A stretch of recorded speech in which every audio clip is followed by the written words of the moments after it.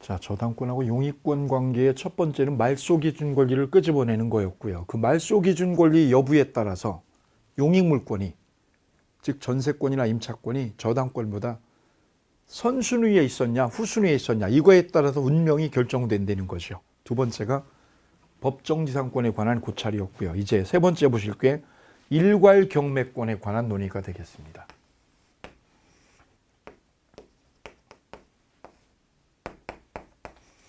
이 토지를 담보로 대출을 받을 때 저당권 설정할 때 나대지였다는 거죠. 나대지.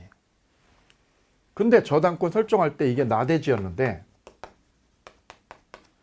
그럼 은행 입장에서는요, 대출해주는 은행 입장에서는 이 토지가 만약에 500평이다.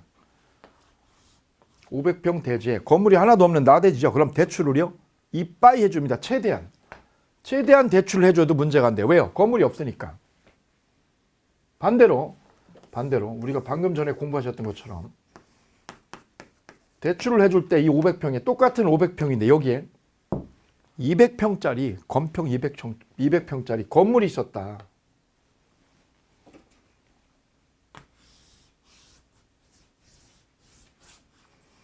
건물이 있는 거고요. 여기 설정할 때 건물이 있는 상태고, 여기는 건물이 없는 상태죠. 저당권을 뭐 할 때요? 설정 당시에 여기는 건물이 없는 거예요. 건물이 없는 거.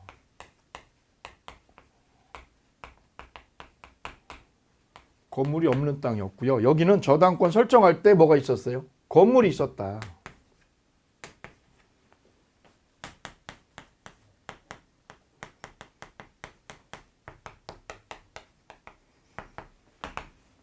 그럼 어떤 차이가 생기느냐? 건물이 없었다면 은행은요, 대출을 최대한 해줘도 문제가 안 돼요. 이분이 원하는 게 10억이다. 10억 다 융자해줘도 돼요. 담보가치만 되면. 근데 여기는 10억을 융자해줄 수 없어요, 이게. 건물이 없었다면 이렇게 10억을 빼주겠지만, 건물이 있으니까 건물이 있는 만큼 어떻게 해요? 땅의 값어치는 빠지죠. 왜냐? 설정할 때 건물이 있었다는 거는 이 건물에는 뭐가 생겨요? 법정지상권이 생기는 거죠. 이게 만약에 경매가 되면, 땅이 경매로 넘어가면 이 건물에는 법정지상권이 생기거든요.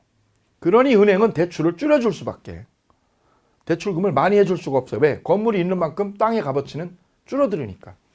그래서 설정할 때 건물이 있는 상태였다면, 이 건물은 토지가 경매가 되면, 이 토지가 경매로 넘어간다. 낙찰자에게. 그러면 이 건물은 철거가 되어 법정지상권이 생겨요. 이만큼의 법정지상권이 생깁니다. 저 건물에는, 건물 주인에게는 뭐가 생겨요? 법정지상권이 성립한다. 법정지상권이.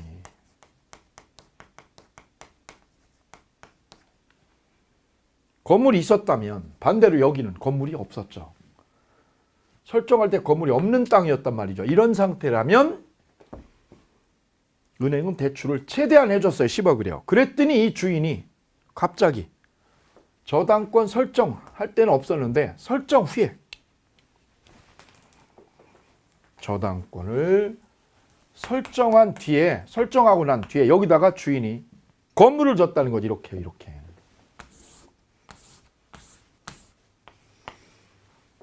밑에하고 뭐가 다르냐? 이거는 설정할 당시에 있었던 거고요. 이거는 언제요? 설정 후에 지은 거예요. 설정 후에.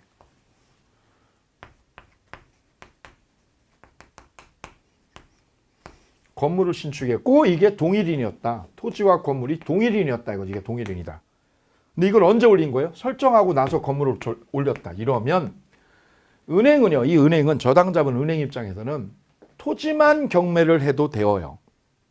토지만. 왜? 대출해줄 때 건물이 없는 나대지였거든요. 그래서 토지만 경매할 수도 있고요. 토지만 경매 실행을 해도 되고, 아니면 건물까지요. 토지와 건물 어떻게 하느냐? 일괄이. 한꺼번에 일괄 경매 칠 수 있어요. 일괄 경매.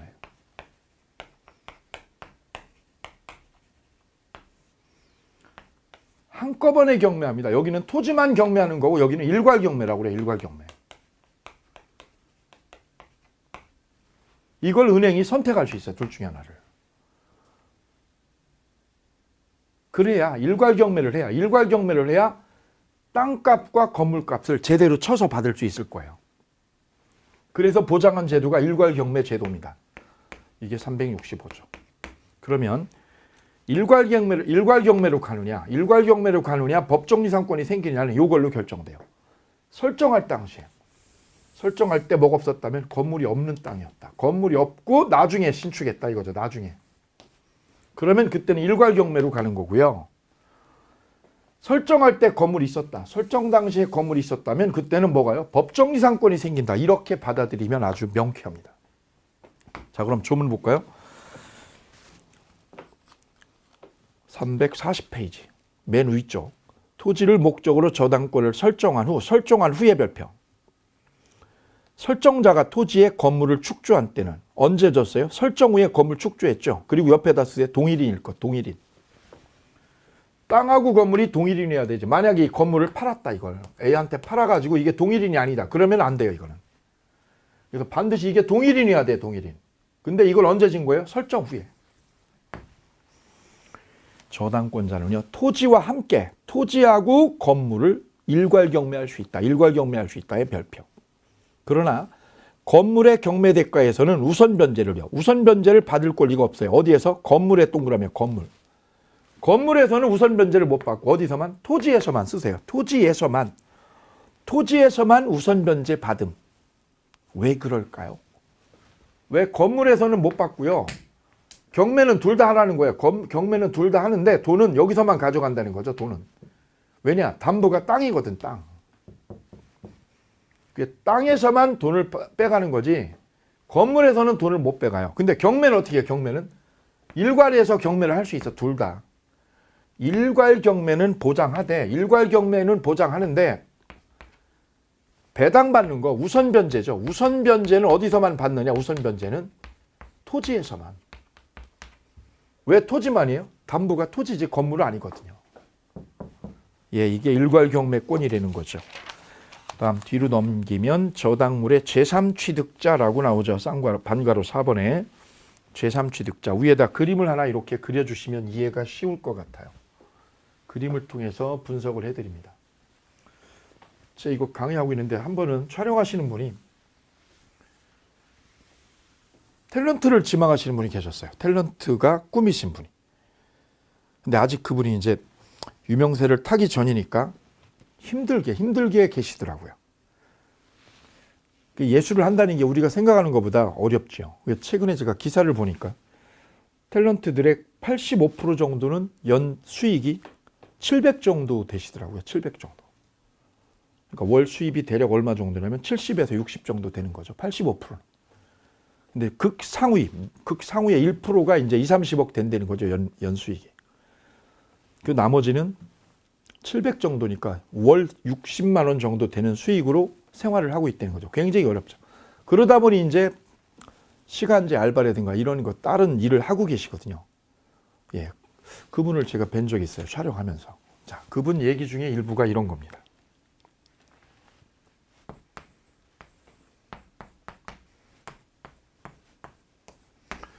이분 건물에 이렇게요. 이렇게 설명을 드려보겠습니다.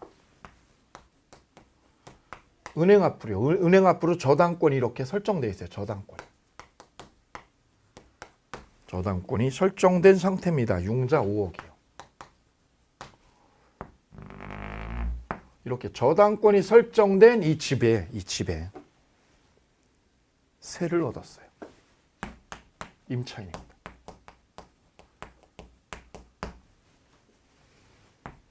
저당권이 설정된 집을 또 전세 얻은 사람도 계세요. 전세 얻은 사람. 이 사람들. 저당권이 설정된 집을 세 얻은 사람. 이 사람들을 뭐라고 하느냐? 제3취득자라고 그래요. 아니면 저당권이 이렇게 있는 집을, 저당권이 설정된 집을 이분은 세를 얻은 거죠. 세 얻은 사람이고, 저당권이 설정된 집을 뭐 한 사람? 매매로 사신 분. 매매로 사서 집을 소유권을 가져온 사람. 이 사람도 뭐라고 하느냐? 이 사람도 제3취득자라고 그래요. 집을 매수한 사람. 이 두 분을 똑같이 불러요. 제3취득자다 이렇게 명명합니다. 그럼 공통점이 뭐냐? 세 얻었는데 이미 뭐가 있는 거죠? 저당권이 설정된 거죠. 저당권이 설정된 집을 뭐한 사람? 세를 얻거나 매수한 사람. 이 두 분을 제3취득자라고 명명하고, 자, 이 두 사람의 공통점은 뭐냐면 이 저당권자보다 세를 늦게 얻은 거죠. 그래서 저당권자가 경매가 해버리면, 이 집을 경매해버리면 이 임차인은 집에서 쫓겨나게 됩니다. 쫓겨나요. 그럼 이 집을 매수한 사람은 저당권 있는 융자 5억 있는 집, 융자 5억 있는 집을 융자 끼고 산 거죠. 융자 끼고 산 분. 이분을 우리는 제3취득자라고 해요. 제3취득자. 보통 융자 끼고 샀다. 융자 끼고 나 집 샀어. 융자 있는 집을 세를 얻었어. 세를 얻거나 집을 매수한 분, 이분이 제3취득자라는 셈이죠. 불안불안하고 조마한 거죠. 왜요? 얘가 경매해버리면 이거 못 갚아가지고요. 얘가 빚을 못 갚으면 채무자가 이 빚 상환을 못하면 이거는 경매가 돼서 이거 다 없어지죠. 소멸합니다. 경매가 되면. 그래서 이 소멸하는 세입자나 매수인을 보호할 장치를 위해서 제3취득자 법률 규정을 민법에 마련을 해두었어요. 그게 뭐냐? 이 제3취득자는 이 집이 얘가 못 갚으면, 채무자가 이걸 못 갚으면 얘는 어떻게 돼요? 경매가 되죠. 경매가. 이때 이 세입자나 이 제3취득자는 이 집을 첫째요. 경매받을 수 있다. 경매를 받으면 돼요. 경매를. 자기가 경매 뛰어들어서 이거 경매 낙찰받을 수 있어요. 세입자나 누가요? 제3취득자가. 두 번째는 경매 안 들어오게. 경매 안 되게 하는 방법이 있어요. 네, 경매 못 들어오게 하는 방법이 있어요. 어떻게 하면 돼요? 이걸 변제해버리면 돼요. 빚을 변제해버리면 저당권이 없어질 거 아니에요. 그럼 경매 들어오는 걸 아예 저지할 수 있어요.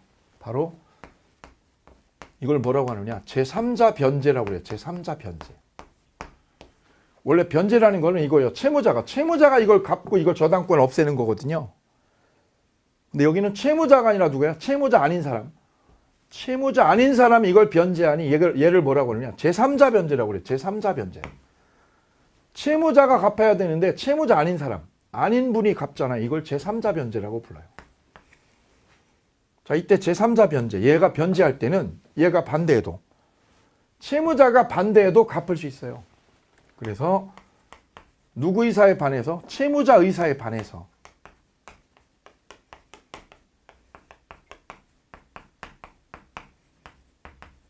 반해서도 이거 변제해서 없앨 수 있어요. 저당권 소멸 청구하면 돼요. 저당권을 줘요. 소멸 청구. 이걸 소멸 청구해서 없애버릴 수 있다. 이거. 그래야 얘네들이 안전하게 살 수 있어요. 살 수 있어 이 집에. 그래서 두 번째요. 첫 번째 얘를 보호해주는 장치는 경매를 받아. 두 번째 장치는 변제를 해. 왜 변제? 저당권 어떻게 하려고요? 소멸시키려고. 이걸 없애려면 변제를 하면 되지. 그 다음 세 번째는요. 세 번째 얘를 보호하는 장치는 뭐냐면, 이 세입자나 매수인이 저 집이 노후하면 리모델링 할 때 돈이 들어가요. 리모델링 할 때 비용 지출해요. 비용을.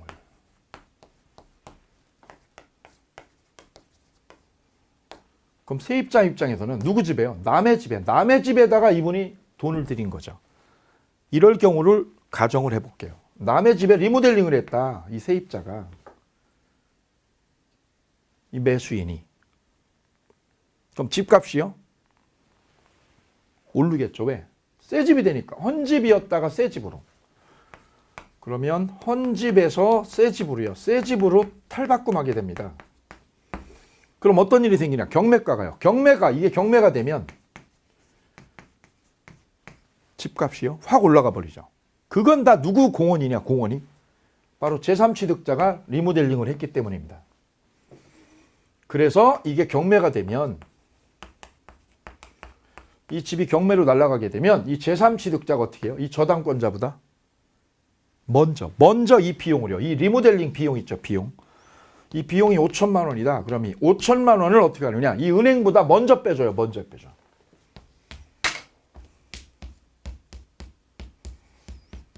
그것을 뭐라고 하느냐? 우선상환권이라고 그래요. 우선상환권. 누구보다요? 은행보다. 저당권보다 먼저 돈을 배당을 받아요. 이 세 가지를 제3취득자한테 특례로 보장을 해줍니다. 제3취득자를 보장하는 장치가 세 가지예요. 세 가지. 첫째, 경매 받으세요. 두 번째, 변제하세요. 왜요? 저당권 소멸시키려면. 이때 변제가 채무자가 변제하는 거예요. 채무자 아닌 사람들이 껴들어서 변제할 수 있어요. 그 다음 비용 지출하면 비용 지출해서 경매가 되면 그 리모델링 비용을 얘가 먼저 빼간다는 거죠. 누구보다? 은행보다 먼저. 이 세 가지 장치로 제3취득자를 법적으로 보장하고 있어요. 네. 자, 그 논의가 342페이지 맨 위에 있습니다. 363조 저당물의 소유권을 취득한 제3자도 경매받을 수 있다. 경매받을 수 있다. 동그라미요. 그 다음 364조 저당부동산에 대해서 소유권, 지상권, 전세권을 취득한 제3자는 채권을 변제하고 저당권 소멸 청구할 수 있다. 채권 변제의 동그라미요. 그 다음 367조 제3취득자의 비용상환 청구권이 있습니다. 비용상환 청구권. 저당물의 제3취득자가 그 부동산의 보존, 개량을 위해서 필요비나 유익비를 지출한 때 밑에다 쓰세요. 리모델링 비용 지출. 그러면 저당물의 경매 대가에서 우선 상환 받을 수 있다. 됐습니다. 이렇게 해서 제3취득자 보호까지 정리가 되셨어요. 자, 이제 남아있는 게 저당권의 침해 그리고 처분입니다.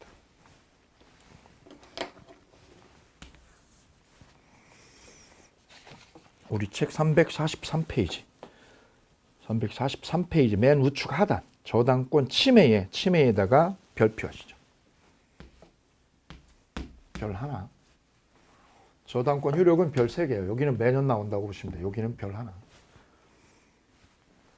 저당권 처분도 별 하나. 중요도로 따지면 여기가 이만큼 중요하다는 거죠.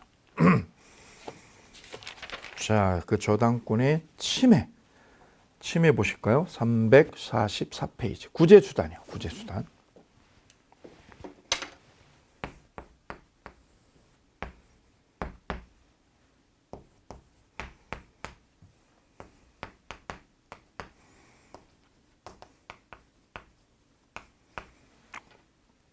이 담보 잡힌 토지를 저당 잡고 있는데 이때 이 담보 잡힌 토지를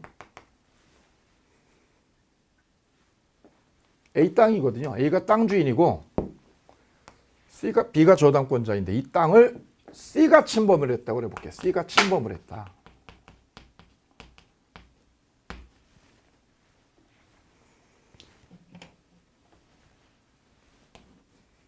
그래서 이 땅을 얘가 점유를 하면, 얘가 불법 점유하고 있으면 무단 침입을 했어요. 무단 침입을.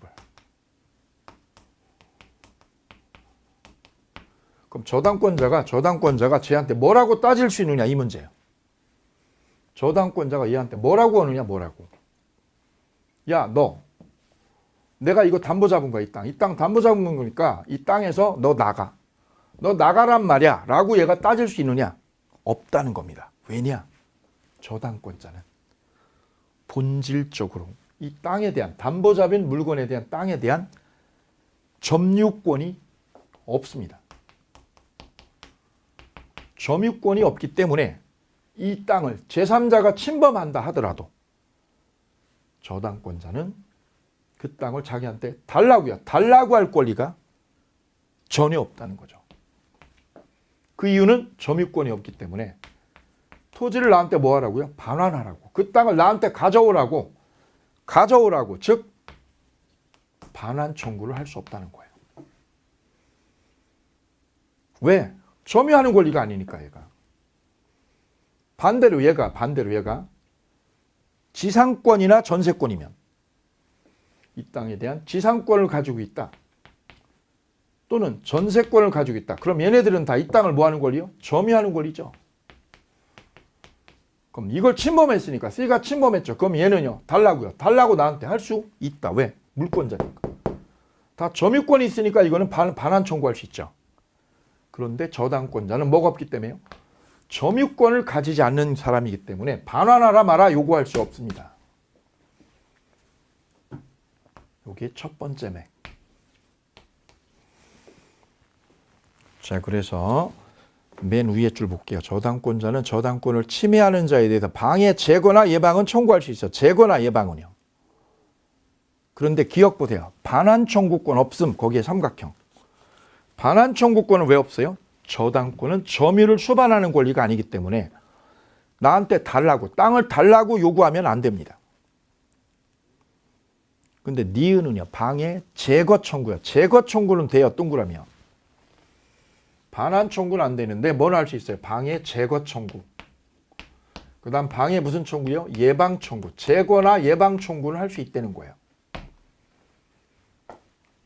예컨대 A번이 유해 등기 말소 청구권이어요. 유해 등기 뭐냐면 얘가 1번 저당권, B가 1번, C가 2번 저당권. 이때 얘가 꿔준 돈이 만약 10억. 1순위, 얘가 2순위일 때. 이걸 다 갚았다면 채무자가 이 채무 상환을 다 끝내버렸으면 이게 없어지면 저당권은 없어지는 거죠. 없어지는 거예요. 왜? 빚이 없으면 저당권은 죽은 거지. 죽은 거예요. 빚 갚으면 죽은 건데 문제는 등기부에는 그냥 아직 남아있어요. 왜? 말소 등기를. 얘가 말소 등기를 해야 되는데 말소 작업을 안 했어요. 말소 등기 안 해도 저당권은 살아있는 거예요? 죽은 거예요? 죽은 거예요. 왜? 빚이 없으니까 죽은 거예요. 이거는.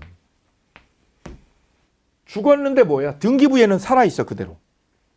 그러면 후순위자가 2번 저당권자인 후순위자가 이게 없어져야만 1순위로 치고 올라가거든요. 그런데 이것 때문에 앞에 있는 똥차 때문에 얘가 못 올라가죠. 그때 어떻게 해요?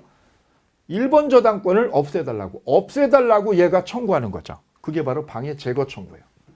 없애달라고. 왜? 내가 올라가야 되니까. 그거를 유해등기 말소 청구라고 그래. 유해등기 말소. 이거 치워달라고. 왜? 내가 올라가야 돼 1순위로.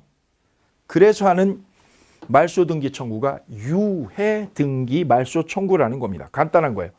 어렵게 보실 필요가 전혀 없어요. B번은요. 삭제. 시험에 절대 나오지 않습니다. 다음 디귿. 디귿이요. 제거 청구는 되셨어요. 유해등기를 말소시켜 주셔요. 그 다음 디귿은 예방 청구. 그거 3월 달에 보도록 하겠습니다. 3월 달에.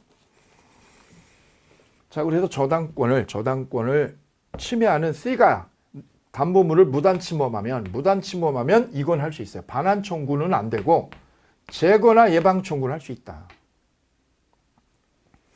두 번째는요. 손해배상 청구.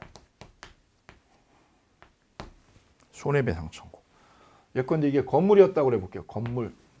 건물을 담보로 잡고 돈을 빌려줬어요. 이렇게 10억을요. 불이 나버렸어. 불이. 1층이 불나버렸다. 1층이. 이게 1층, 2층, 여기 3층인데 1층이 여기 화재 나버렸다. 화재로. 1층만 화재 났고요. 2, 3층은 괜찮아요. 2, 3층은. 이때 저당권은 이 불나면 이 건물주한테 손해배상을 하고 내 저당권 담보가치가 훼손됐으니까 담보가치가 떨어졌으니까 손해배상을 하고 할 수 있느냐? 그 문제는 뭘로 판정하느냐? 남아있는 잔존가치요. 잔존가치가 10억의 담보가치를 하면 은행은 피해가 있는 거예요? 없는 거예요? 없는 거죠. 왜? 잔존가치가 이게 30억이 넘는다. 불났어도 30억이 넘는다. 그러면 대출금 회수하고도 충분히 남죠. 그러면 저당권한테는 피해를 준 게 없는 거죠. 그러면 저당권은 손해배상을 걸 수가 없어요. 자, 그러면 은행이 손해배상을 걸기 위해서는 뭐냐? 이 잔존가치가 피담보채권보다 적을 때. 잔존가치가 이 피담보채권보다 적으면 그때 손해배상을 요구하는 거예요. 따라서 이렇게 보시면 되는 거죠. 무슨 가치요? 잔존가치하고 뭐하고요? 피담보채권. 이걸 비교하면 돼. 이걸 비교해서. 잔존가치가 보면 크다. 이 채권액보다 크다. 그럼 피해 있어요? 없어요? 없죠. 이게 30억이고 이건 10억이죠. 그러면 피해 없죠. 그러면 손배 청구해요? 못해요? 못하는 거죠. 거꾸로 잔존가치는 5억, 채권액은 10억. 그러면 손해배상 요구할 수 있어요.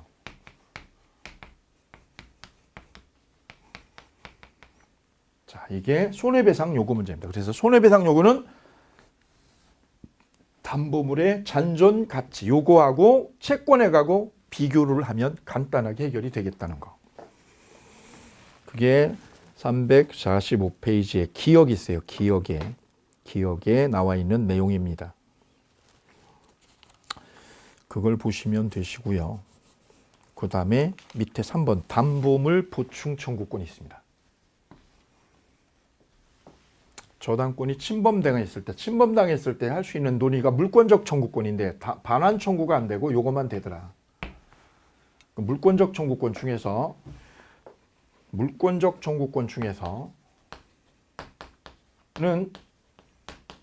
이것만 안 되고 이 두 가지는 허용이 된다는 거죠. 그 다음 손해배상 청구는 뭐야? 잔존 가치를 꼭 따져주는 거죠. 잔존 가치를. 세 번째는요. 담보물 보충입니다. 담보물을 추가로 보충해달라. 건물이 불났다는 거죠. 자, 그런데 이 불이 불난 게 두 가지 측면에서 볼 수 있어요. A가 건물주가 관리소홀로 화재가 났다. 이분이 설정자예요. 설정자의 과실로 건물이 불났다. 그래서 잔존 가치가 10억이 안 된다. 그러면 은행은요. 저 설정자한테 당신 잘못으로 화재가 나서 담보 가치가 줄었다. 그러면 어떻게 해요, 은행은? 이 건물 말고 추가 담보를 가지고 와라 라고 이쪽에서 요구합니다. 그게 바로 뭐냐? 담보물 보충 청구예요. 추가 담보 요구.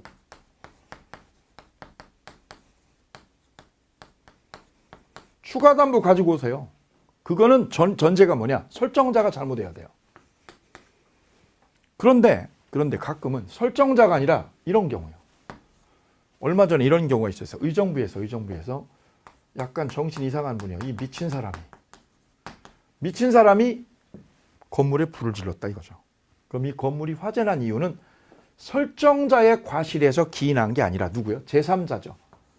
제3자의 과실로 화재가 나서 불이 났다. 그 담보 가치가 확 줄었다. 그때 은행은 이 설정자한테 추가 담보 가져와라 라고 할 수 있느냐? 없다는 거예요. 왜냐? 이거는 제3자에 기인한 거기 때문에 설정자에게 담보 요구할 수 없습니다. 그래서 담보물 보충 요구의 가장 중요한 전제 조건이 이거예요. 전제 조건. 누구 때문이냐 이거죠. 이게 담보가 훼손된 거, 담보 가치가 훼손된 결정적 원인이 누구냐? 설정자 과실이었냐? 제3자 과실이냐? 이걸 보시면 되는 거죠. 설정자 과실에 기인한 거냐, 제3자 과실에 기인한 거냐, 이거 가지고 판정하면 돼요. 우리 민법에는 추가 담보 요구, 즉 담보물 보충 청구는 언제 하느냐? 설정자 과실일 때. 이때만 되고요. 이때는 허용하지 않습니다. 여기가 포인트. 자, 그래서 보실게요. 맨 하단에 설정자의 책임 있는 사유의 별표. 저당물의 가액이 현저히 감소되면 저당권자는 설정자에게 원상회복 해라 이거. 건물 원상회복 해라. 못해나 못해. 원상회복 못해? 그러면 또는 상당한 담보 제공. 그것이 바로 추가 담보죠. 추가 담보를 청구할 수 있습니다. 이거를 담보물 보충 청구라고 그래요. 자, 거기까지 보시는 게 저당권 침해 시 구제 수단입니다. 그 다음 저당권 처분 나오죠. 4번에 04번에 저당권 처분 여기요. 처분 나옵니다. 자, 저당권을 처분할 때는 제일 중요한 원칙이 뭐냐? 거기다 써볼까요? 수반성. 채권하고 같이요. 채권과 같이 처분 아니라 같이 처분. 이것을 우리는 뭐라고 하느냐? 수반성의 원리라고 그래요. 수반성. 이 시험 아주 잘 나옵니다. 그게 바로 361조예요. 저당권은 그 담보한 채권과 분리하여 타인에게 양도하거나 다른 채권의 담보로 헌다 못한다? 못한다. 즉 수반성의 원리가 지켜진다는 거죠. 자, 여기까지 해서 저당권을 보셨어요. 그 다음 저당권 소멸의 마지막. 그 저당권 소멸에서는 요거 하나 쓰세요. 경매시 모든 저당권은 존속이에요, 소멸이에요? 소멸합니다. 모든 저당권을 소멸하고 순서대로 1순위, 2순위, 3순위 순서대로 배당을 받습니다. 그리고 저당권은 끝나는 거예요. 경매가 되면 저당권은 끝나는 거예요. 오케이. 이렇게 해서 저당권을 쭉 처음부터 끝까지 훑어보셨어요. 자, 이제 이 틀 위에서 심화학습에서는 여기다가 살을 더 중요한 것들을 붙여나가시면 됩니다. 까다로운 것들을 여기다 이제 집어넣기 시작할 거예요. 자, 다음 이제 특수한 저당권으로요. 우측에 347페이지 근저당권 살펴보도록 하겠습니다. 공동저당권은 담보가 여러 개인 거죠. 담보가 하나면 단독저당. 담보가 여러 개, 집하고 땅 2개 넣으면 공동저당이래요. 담보가 2개인 거죠. 자, 이번에 보실 때는 근저당권이 되겠습니다. 이 부분은 매년 한 문제 출제를 한다고 말씀을 드렸어요. 그리고 실무에서도 저당권보다 근저당으로 설정을 많이 해요. 왜냐하면 자, 지금 보는 수업을 들으시면 이해가 되실 거예요. 자, 근저당권을 왜 많이 쓰냐? 이런 형태로 활용을 하기 때문에 그래요. 자, 이렇게요. A가 B하고 예컨대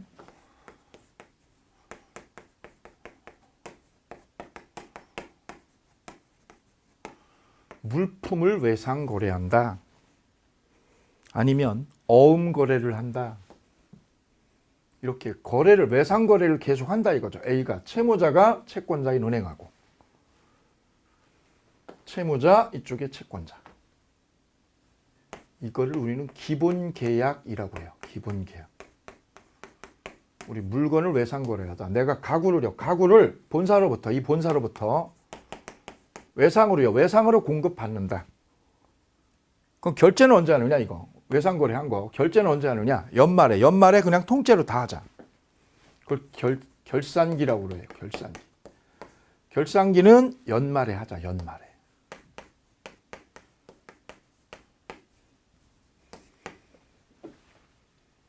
그러면 최고액을 정해 놓습니다. 최고액. 그래, 근저당에서는 이게 최고액이 가장 중요한데, 최고액은 무슨 뜻이냐? 한도액이에요, 한도액. 이 한도에서 우리 거래하자 이거죠, 거래하자. 한도액을 정해 놓습니다. 이때 최고액은 한도액인데 어떤 한도액이냐면 B라고 하는 근저당권자가 얘가 1번이고요. 1번 근저당권, C는 2번 근저당권. 이렇다고 그럴 때요. 이 1번 근저당권에서 최고액이 만약에 이 최고액이 1억이다. 그럼 최고액 1억이라는 의미는 뭐냐면 경매로 가져갈 돈. 경매로 가져갈 돈이 저 최고액이 되는 거예요.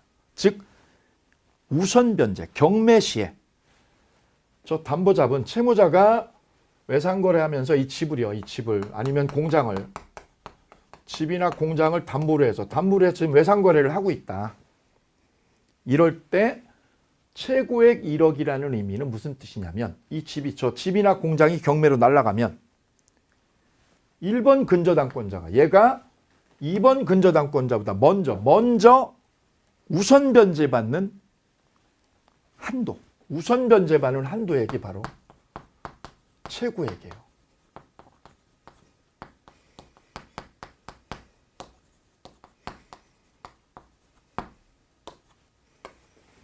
우선 변제받는 한도액. 즉 경매로 가져갈 돈이 바로 최고액이 되는 거죠. 조심할 거는요. 책임의 한도액 그러면 틀려요.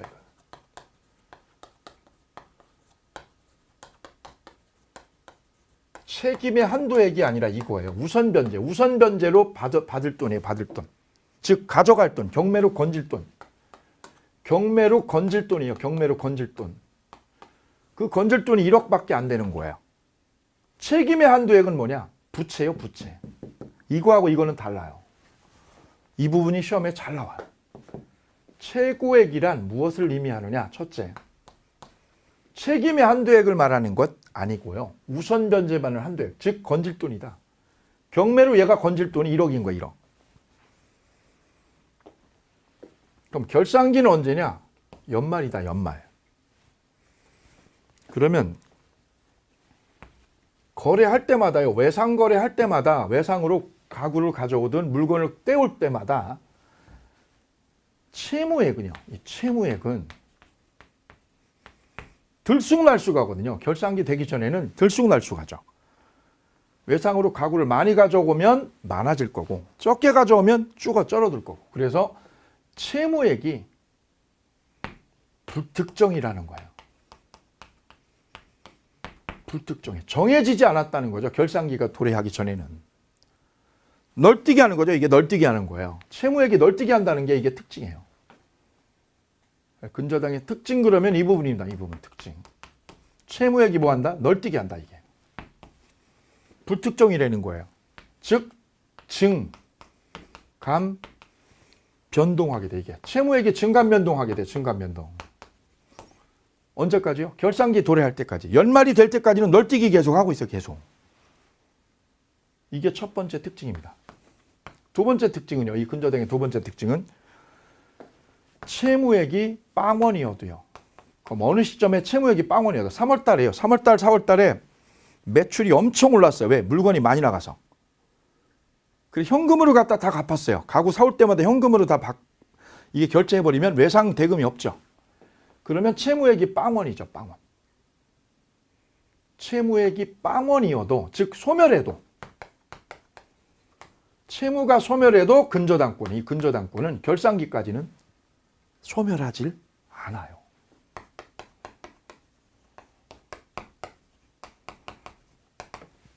여기서 우리 이상한 얘기를 하게 되는데 원래 저당권은 채무가 빵원이면 저당권은 없어지는 거 아니에요. 이걸 부종성 원리라고 그러죠. 부종성. 근데 근저당에서는 채무가 소멸해도 근저당권은 소멸하지 않아요. 이래서 우리는 이걸 뭐라고 설명하느냐. 학문적으로 부종성이 완화된다. 부종성이 완화된다. 이런 표현을 써요.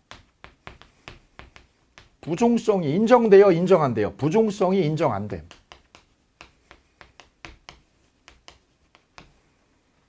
원래 저당권은 빵원이면 죽는 거예요. 이게. 부채가 빵원이면 죽는 거예요. 근데 근저당은 죽지 않아요. 이걸 부종성 인정 안 된다고 그래요. 완화 또는 인정 안 됨 이런 표현을 쓰게 돼요. 채무액은 어떻게 됐고요? 불특정이고 들쑥날쑥하고 빵원이어도 소멸하지 않고 그럼 이 저당권은요. 이 저당권하고 이 채권자하고 채무자는 어느 한도로 거래를 꾀하는 거냐 이거죠. 최고액 한도로 거래를 하겠다 이런 뜻이에요. 이 한도에서는 외상거래를 계속하겠다 이런 계산인 거죠. 그럼 이 근저당이 유리한 장점은 뭐냐면 결산기까지는요. 결산기까지는 거래를 여러 번 할 수 있어요. 거래를. 계속적 거래를 한다는 거죠. 외상거래 한다는 거는 거래를 어떻게 하느냐. 한 번 하는 게 아니라 계속적 거래를 하게 돼요. 계속적으로. 1월 달에도 하고 3월 달에도 하고 계속 수시로 거래하는 거죠. 수시로. 계속 거래한다는 거죠. 계속 거래.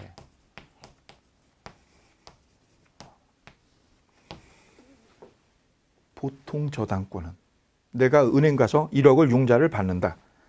그럼 1억 융자 받을 때마다 설정하죠. 그럼 설정비가 들어가요. 수수료가.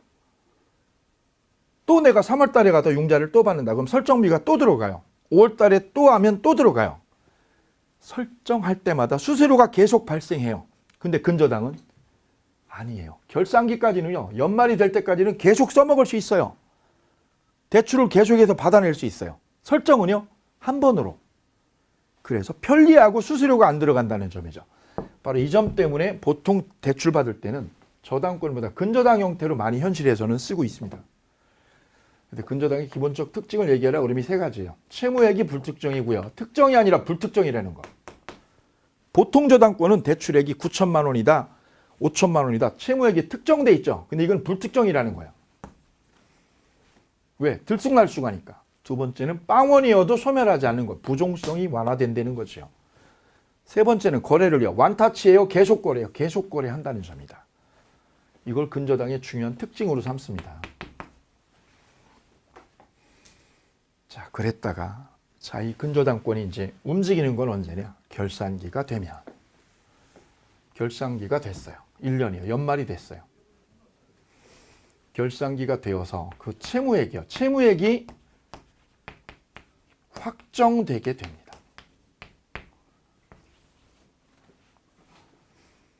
부채라는 거죠. 부채. 이분이 외상으로 거래한 부채가 확정됩니다. 언제 확정되느냐? 결산기 될 때. 그 다음에 외상 거래를 해지해버리면 나 이 은행하고 거래 안 해. 왜? 이자가 너무 센 것 같아. 다른 은행 보니 이자가 싸. 나 이쪽 은행하고 거래 그만할 거야. 기본 계약을 해지해버리면 기본 계약을 해지했다. 해지라는 거는 관두겠다는 거지. 그러면 채무액이요. 들쑥날쑥하다가 확정돼 버립니다. 고정돼 버려. 이게 확정돼 버린다는 건 움직이지 않는다는 거죠.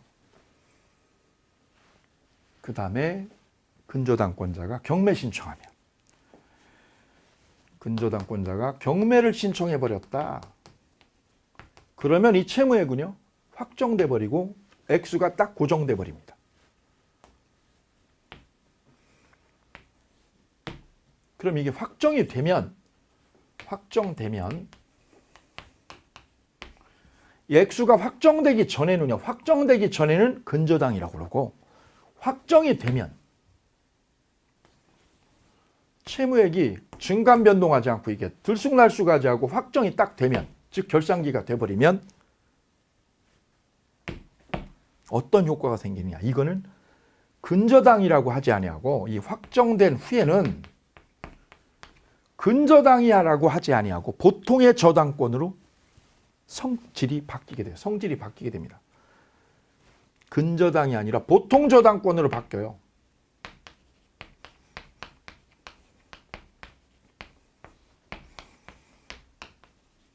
전환이 됩니다. 확정 전에는 근저당. 왜? 들쑥날쑥하니까. 확정되고 나면 채권액이 확정되고 나면 뭘로 바뀌느냐? 보통의 저당권으로 전환이 되어서 이제 부채가 빵원이면 보통 저당권처럼 저당권이 사라지게 돼요.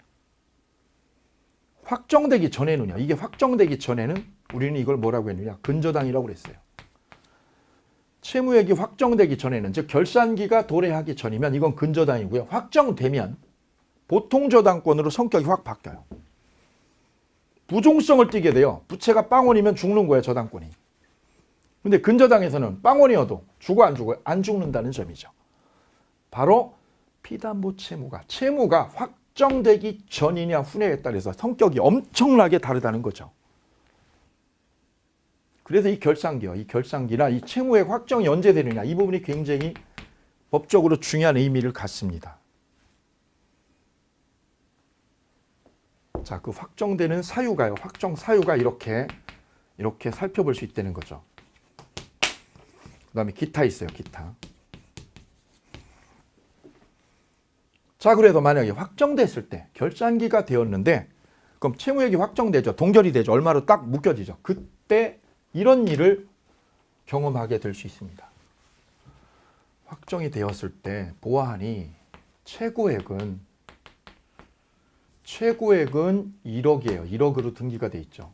이 최고액이라는 거는 우선 변제반을 한도액이라 이거는요. 등기부에 딱 꽂아야 돼요. 그래야 이만큼만 빼갈 수 있거든. 은행이 빼가는 돈이죠. 빼먹는 돈, 경매로 빼먹는 돈. 이건 반드시 어떻게 해야 되느냐. 최고액은 필수적 등기사항이에요. 등기사항. 왜? 이만큼만 빼먹을 수 있거든요. 경매로. 그래서 후순위자보다 먼저 빼먹으려면 등기를 꼭 꽂아야 돼요. 저거는. 이 결산기라는 거는 결산기는 꽂아도 되고요. 등기를 꽂아도 되고 안 꽂아도 돼요. 근데 저것만큼은 최고액만큼은 등기를 반드시 꽂아야 돼요. 그래야 후순위자보다 먼저 빼갈 수 있어요.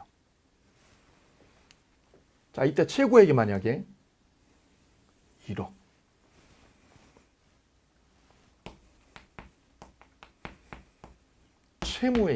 채무액이 7천.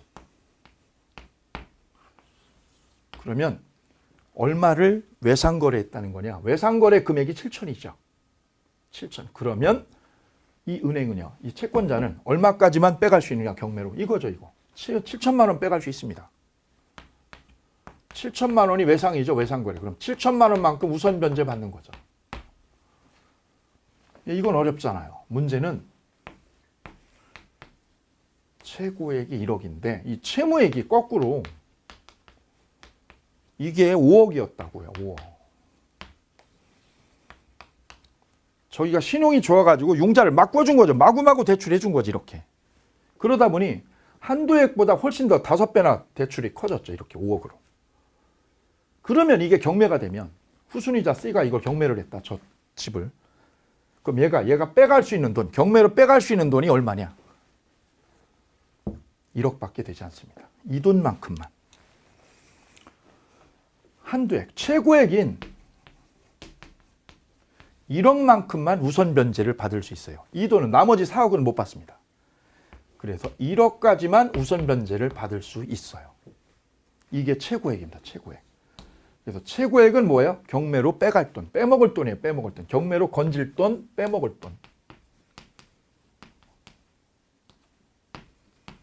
이게 최고액이라는 의미를 갖습니다. 이때 여기서 또 하나 고민하셔야 될 부분이 시험에 자주 언급되는 논점은 이 부분입니다. 자, 여기에 채무자가 있고 보증인이 있고요. 물상 보증인. 보증서 준 사람이 있어요. 보증사람. 그럼 이 근저당권을요. 이 근저당권을 없애려면 이 1번 근저당권을 없애려면 얼마를요? 도대체 이걸 얼마를 상환해요? 얼마를 상환해야 이걸 근저당권을 말소시킬 수 있느냐? 바로 변제 범위요. 변제 범위. 채무자나 보증인이 뭐 할 범위? 변제해야 될 범위가 얼마냐 이거죠. 갚아야 될 건. 갚아야 될 돈이 5억이냐 1억이냐 이거죠. 변제 범위가 각각 달라요. 채무자 다르고 보증인 달라요. 채무자는 자기가 융자받은 돈, 외상거래로 빌린 돈이 얼마냐? 5억이죠. 5억 전액을 변제해야 돼. 5억을. 이거 갚는 게 아니라 전액을 갚아야 돼. 5억을. 그래야 근저당권을 말소할 수 있다. 근저당권 말소가 가능하려면 이걸 갚아야 돼. 전액을. 채무 전액을. 최고액이 아니라 전액입니다. 요 시험 아주 잘 나와요. 최고액을 변제한다. 노노노노노. 채무 전액을 변제해야 됩니다. 거꾸로 보증인은요. 보증인이 보증서고 책임진다는 금액은 얼마까지냐? 이게 아니라 이거죠. 최고액까지다. 그래서 보증인의 변제 범위는 얼마냐? 5억이 아니라 최고액까지만. 최고액. 그래야 근저당권을 말소하는 게 가능합니다. 그래서 변제 범위가 다르고 최고액이 의미하는 바, 최고액이 의미하는 바가 이렇게 각각 다르다. 자, 이걸 우리는 근저당이라고 합니다. 자, 그러면 책에다가 밑줄 그면서 정리 들어가겠습니다. 347페이지 맨 밑에 하단. 저당권은 그 담보할 채무의 최고액만을 정하고 최고액의 별표. 최고액이 뭐라고요? 경매로 빼먹을 돈. 경매로 빼갈 돈이죠. 빼갈 돈만을 정하고 채무의 확정, 삼각형. 채무의 확정을 언제 합니까? 지금에요? 장래에요? 장래에 하죠. 결산기에. 경매 신청 시에. 장래에 보류하여 이를 설정할 수 있다. 이 경우 그 확정될 때까지. 그가 뭘까요? 그 채무액. 그가 뭐야? 채무액이 확정될 때까지. 그럼 채무액이 확정될 때까지 거기다 밑줄 그으시고요. 증감 변동. 채무액이 증감 변동한다. 이것이. 널뛰기 한다. 널뛰기. 채무의 소멸은 저당권에 영향을 미친다. 미치지 않는다. 영향을 미치지 않는다. 이걸 뭐라고 그래요? 별표. 부종성이 인정 안 됨. 두 번째, 전항의 경우에 채무의 이자는 별 3개. 이자는 최고액 중에 산입한 거로 본다. 이 최고액 안에 뭐가 들어있다는 거예요? 이자가. 이자가 포함된 거예요? 불포함된 거예요? 이자는 포함되어 있다는 얘기다. 무슨 뜻이냐면 이 1억 속에 이자가 들어있다는 거예요. 이자가. 그럼 최고액이 1억이에요. 1억. 채무액은 5억입니다. 여기 5억에 이자 있을 거네. 이자. 이자 여기 만약에 8천만 원 있다. 이분이 빼갈 돈은 얼마냐? 1억밖에 안 되는 거죠. 이자는요. 이자는 다 들어있는 거예요. 이 안에. 1억에다가 이자요. 이자 별도로, 이자를 별도로 가져가요? 못 가져가요? 못 가져가. 이거는. 못 가져가고 이것만 가져와. 이것만. 왜?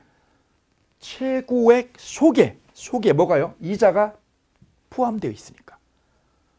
그래서 근저당권자는 이거밖에 못 가져. 이거밖에. 리미트가 이 한도액이 1억이다. 별도로 이자를 가져가면 안 되는 거예요. 이걸 배당해달라고 하면 안 돼. 왜? 1억 속에 다 이자가 들어있으니까. 그래서 이자는 채고액 중에 산입이요, 불산입이요? 산입되어 있다. 그럼 써보세요, 밑에다가. 실행비용. 실행비용은 불포함, 불산입입니다. 불산입, 불포함. 이자는 포함, 산입되어 있다. 자, 여기까지가 근저당에 관한 논의고요. 책에 체킹만 해드리죠. 체킹만요. 자, 체킹해서 보셔야 될 거는 밑에 348쪽. 348쪽. 의의의 동그라미. 의의의 동그라미 하고요. 그 다음에 성질의 1번의 별표. 부종성 완화 설명드렸고요. 그 다음에 효력 4번의 효력이에요. 효력의 최고액의 별 2개. 최고액은 무슨 뜻이요? 경매로 빼갈 돈 쓰세요. 경매로 빼갈 돈. 그러면 쉽습니다. 그 다음에 우측에 피담보 채권의 범위의 기억, 기억의 별 하나. 그 다음이요. 밑에 동그라미 3번에 피담보 채권의 확정, 확정의 별 셋. 확정의 별 셋. 확정 사유 있어요. 뒤에 보면 350페이지 확정 사유의 A번. 존속기간 만료 또는 결산기 도래, 결산기 도래의 밑줄. 결산기가 되면 확정되고 B번은요. 존속기간 만료 전 해제 또는 해지, 해지 위에다 쓰셔요. 기본계약, 해지. 기본계약을 넣어주세요. 그 다음 C번은요. 경매신청, 경매신청의 동그라미. 그러면 채무액이 확정돼요. 나머지는 기타입니다. 기타.